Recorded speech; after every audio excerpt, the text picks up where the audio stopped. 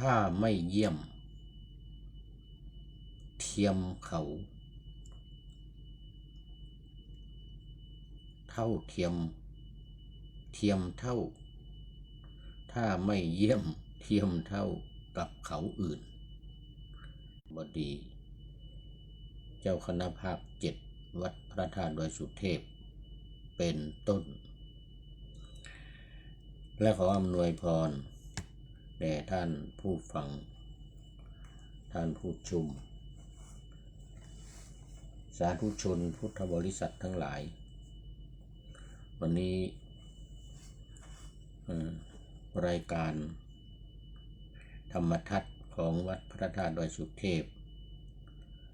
ออกอากาศทางสถานีวิทยุวปท2จังหวัดเชียงใหม่มีร้อยเอกจำนงปัญญาวัฒโนเป็นหัวหน้าสถานีและอาตมาภาพพระครูปริยัติยานุศาสตร์เป็นผู้บรรยายเป็นประจำทุกวันเวลา 7:30 นาทีไปจนถึง 8 นาฬิกาสำหรับวันนี้ก็ออกนอกสถานที่กำลังอยู่บนเรือไวกิ้งบนเรือไวกิ้งจากประเทศฟินแลนด์ไปประเทศสวีเดนเมื่อวานนี้มาถึงวัดพุทธารามประเทศฟินแลนด์วันนี้เดินทางต่อจากประเทศฟินแลนด์ไปสวีเดนคุณยมนุ้ยหรือคุณยมสัมพันธ์เนี่ยลูกศิษย์พระเดชพระคุณหลวงพ่อท่านพระครูสิริญาณวิเทศหรือท่านอาจารย์มหานวลเจ้าอาวาสวัดพุทธารามก็ไปส่งเหมือนเดิมวันนี้มาส่งที่สถานีเรือเขาเรียกว่าท่าเรือที่จะมาประเทศ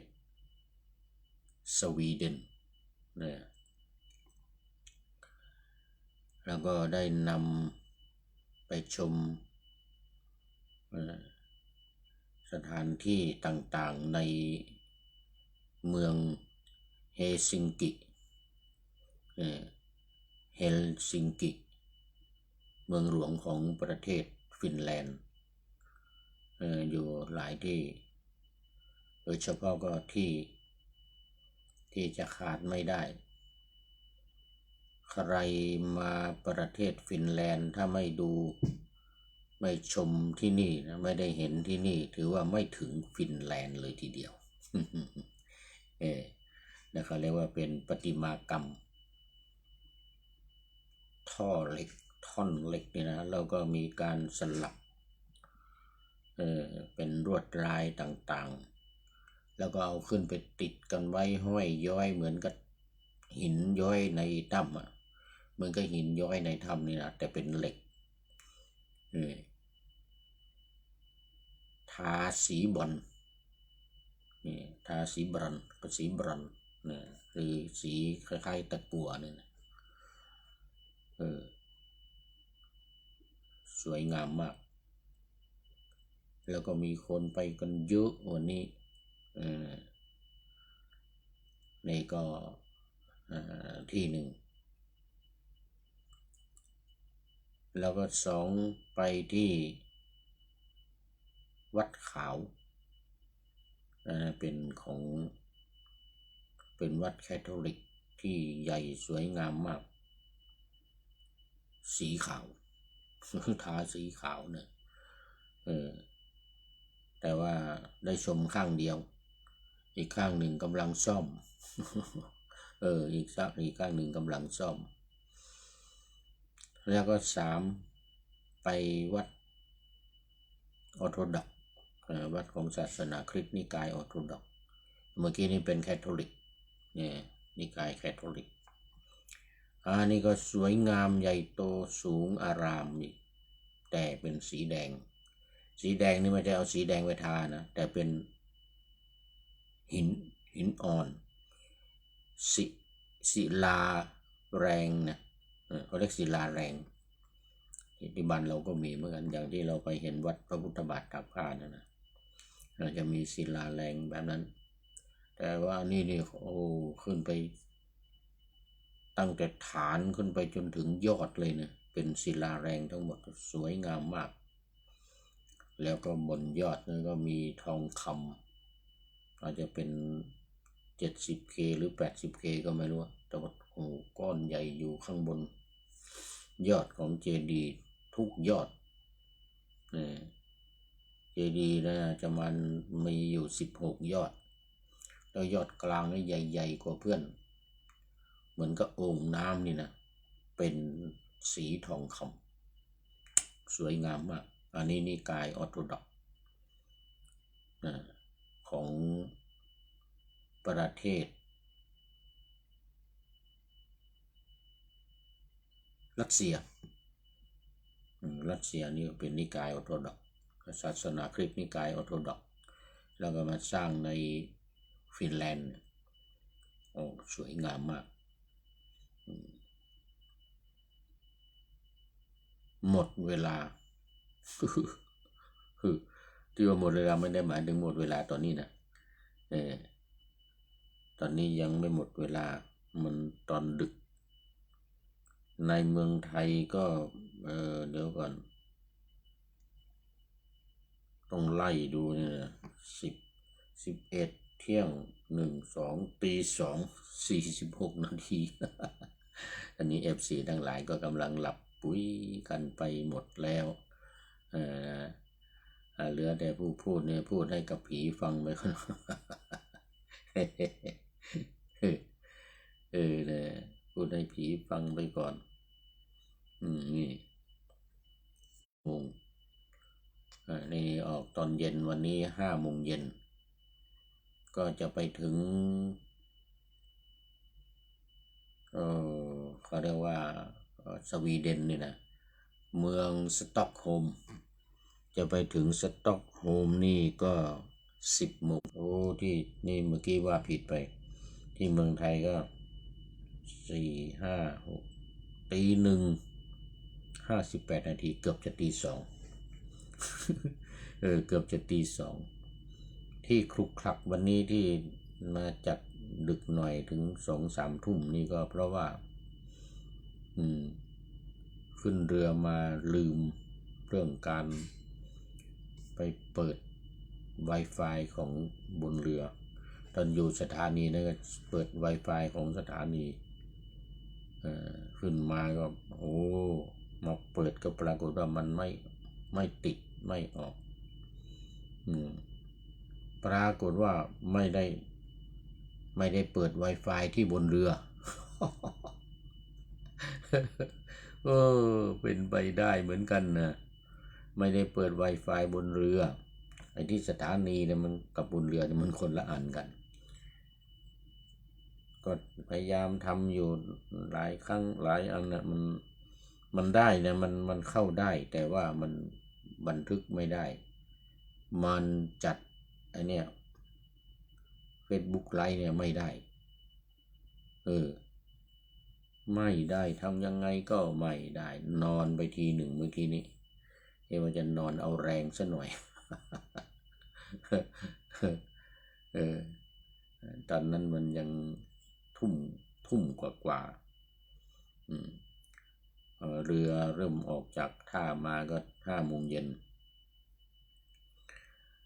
นั้น6 โมงกว่าพยายามแล้ว6 โมง7 8มานี่นะเลยนอนไปสักหน่อยมันคงนึกว่ามันไม่ได้แล้วมันไม่ดีแล้วแต่ไม่ทันหลับหรอก นอนไปประมาณเกือบชั่วโมงกลิ้งไปกลิ้งมาอย่างว่ามันปกติมันไม่หลับเวลาเนี้ยก็เลยตื่นขึ้นมาก็เลยออกไปลุกมาไม่ได้ตื่นนะไม่หลับก็เลยออกไปถามที่เคาน์เตอร์ information นะก็ปรากฏว่าเขาบอกให้เปิด Wi-Fi ของเรือ ก็เลยเปิดได้เปิด Wi-Fi ของเรือได้ก็มาทำปรากฏว่า2 เครื่องนั้นทำไม่ได้เครื่องแรกก็เครื่องใหญ่ซัมซุงที่ซื้อมาใหม่เครื่องใหม่มาแล้วเครื่องใหญ่เครื่องใหม่แล้วก็เครื่องที่2เป็น iPhone มาทำก็ไม่ได้อีกมันบอกว่ามันไม่สามารถที่จะไลฟ์สดได้ก็มาได้เครื่องนี้เครื่องเก่าแก่นะเครื่องเก่าแก่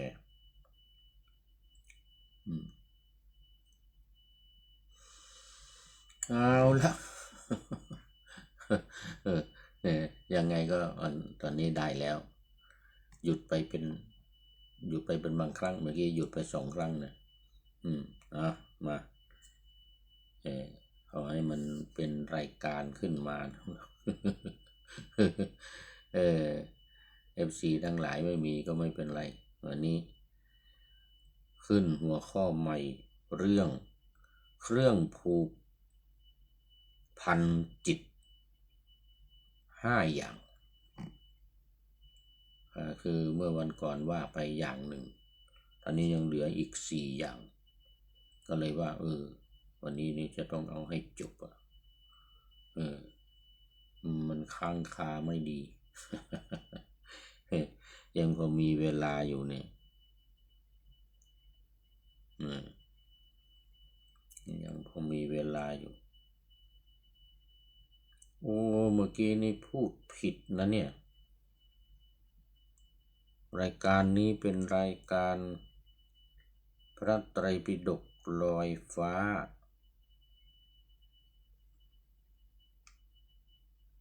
ผิดอยู่ดี ธรรมะหลังธรรมวัดเย็นโอ้นี่พูดผิดอยู่เรื่อยเลยมันงงเพราะว่า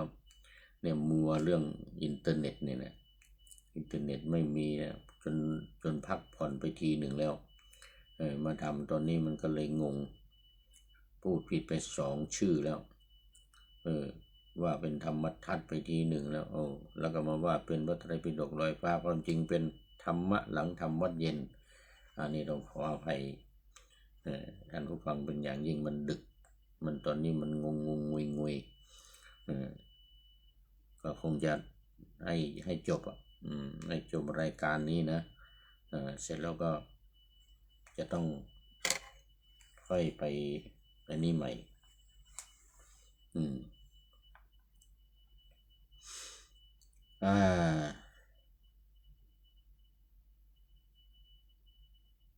เรื่องของเครื่องผูกพันจิตเนี่ยจิตมัวมีความสงสัยอันนี้ว่าไปแล้วมาวันนี้2 3 4 5เนี่ยอีก4 ข้อเนี่ยก็คือจิตมีความลังเลสงสัยไม่เชื่อไม่มั่นใจในพระธรรมคือธรรมะของพระพุทธเจ้าไม่ว่าจะเป็นกรรมฐานหรือธรรมะอะไรใดๆก็ตามโดยเฉพาะในตอนนี้ธรรมะที่อยู่ในสมถกรรมฐาน40 อย่าง40 ข้อแล้วก็ธรรมะที่อยู่ในวิปัสสนาอีก73 ข้อรวมแล้วเป็น113 ข้อเนี่ยเราจะต้องสรุปลงในไตรลักษณ์อีก3 ข้อเป็น116 ข้อซึ่งเป็น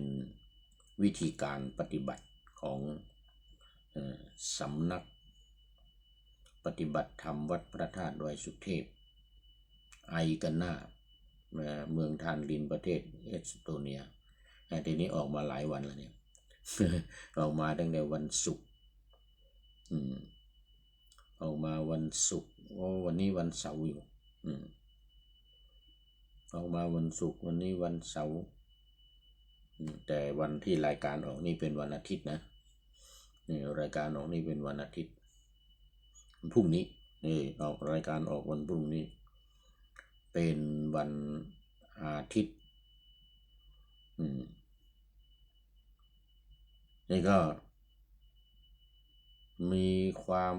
สงสัยลังเลสงสัยก็คือจะว่าไปก็คือวิจิกิจฉานะ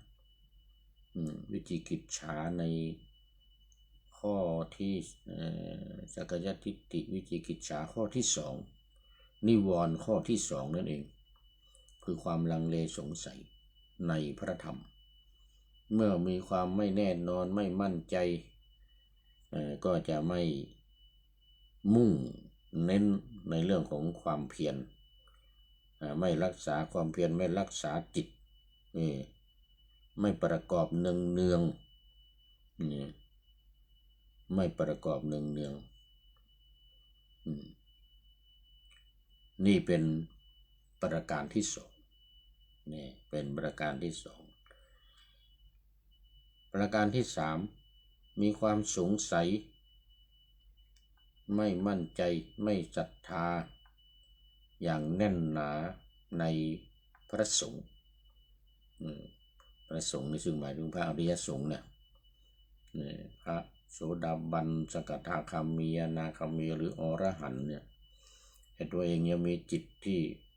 สงสัยไม่ศรัทธาไม่เลื่อมใสในพระสงฆ์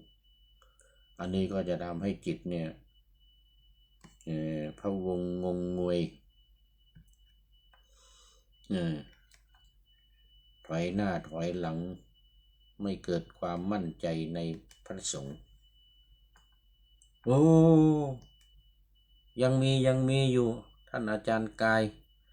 อาจารย์หานนรงค์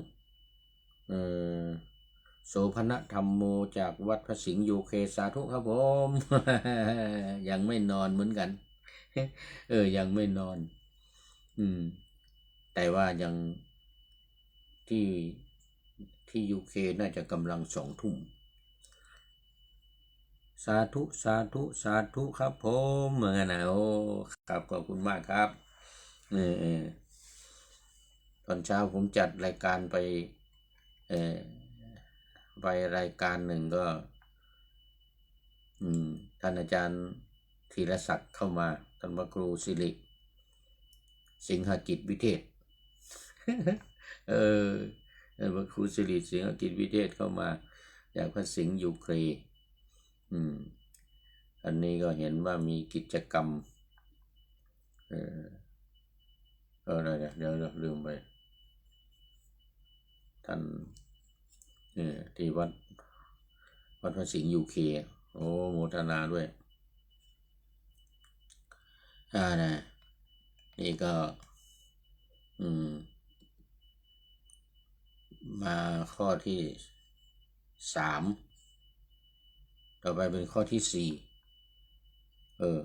ข้อที่4นี่ก็คือ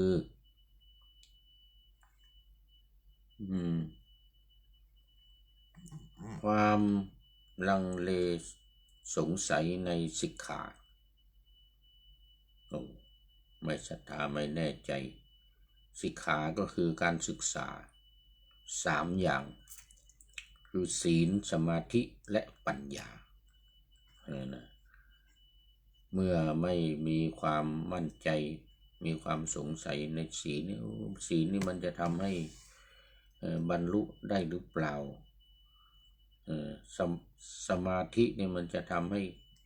ได้บรรลุเป็นพระอรหันต์หรือไม่สกทาคามีอนาคามีหรือเปล่าเนี่ยนะยังมีความสงสัยอย่างนี้ไม่ได้แล้วเสร็จแล้วก็อีกอย่างหนึ่งปัญญาเนี่ยปัญญานี่มันจะดีหรือไม่ดีอะไรทำนองเนี้ยนะ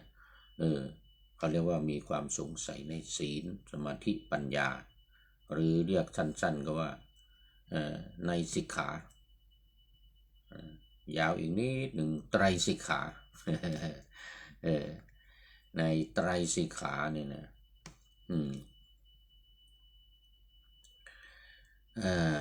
โอ้เดี๋ยวต้องดูเวลาก่อนนะนี่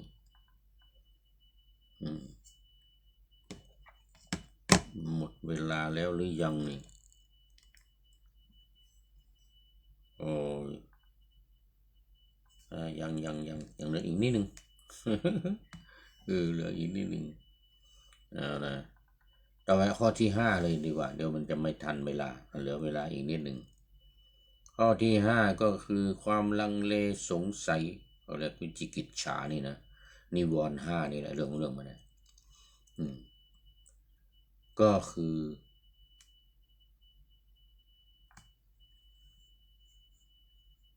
ความโกรธความโกรธความเคืองไม่พอใจนี่นะความเกิดความโกรธความเคืองไม่พอใจก็ทำให้ไม่ฝักใฝ่หรือไม่ปรารภหรือไม่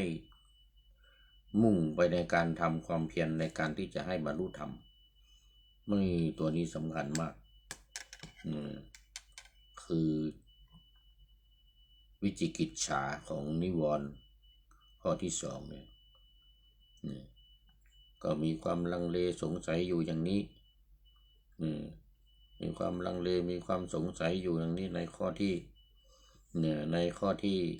5เนี่ยคือในคือความโกรธเนี่ยมีความโกรธมีความเคืองหรือมีความอะไรไม่ถึงโกรธมากก็ปฏิฆะนี่นะแม้ปฏิฆะนี่ก็เป็นขั้นตอนอยู่ในอนาคามีนะเป็นขั้นตอนอยู่ในอนาคามี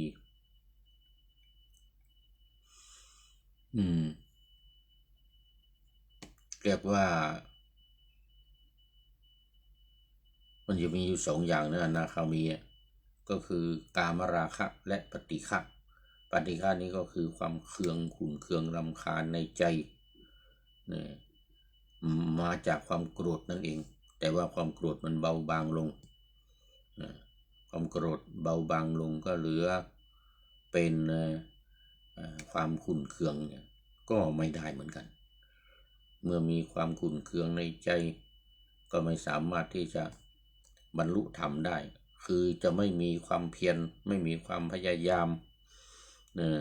จะไม่มีความเพียรจะไม่มีความพยายามในการที่จะปฏิบัติเนี่ยเรื่องมันเนี่ย